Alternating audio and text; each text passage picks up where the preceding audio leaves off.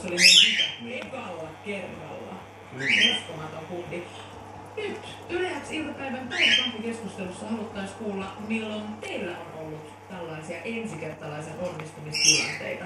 Onko ollut vaikka siellä keilaradalla keilaamassa ekaa kertaa heti täyskaato, heti 3 kerralla täyskaato, tai vastaavasti missä tahansa voi olla harjoittelijan tuuri? Oletko haastanut ystäväsi ensimmäistä kertaa tikkakisaan ja hän heitti saman tien kaikki napakymppeihin? Missä tahansa voi onnistua ensimmäisellä kerralla? Missä sinä olet onnistunut ensimmäisellä kerralla? Sen me haluamme kuulla tänään Yle-X iltapäivän päiväkahvikeskustelussa. Yle-X.fi osoitteessa voi käydä laittamassa kommenttia päiväkahvikeskusteluartikkeliin. Voit myös shoutboxissa kirjoitella ja lähettää tekstiviesteen numeron 17176 maksaa 40 senttiä.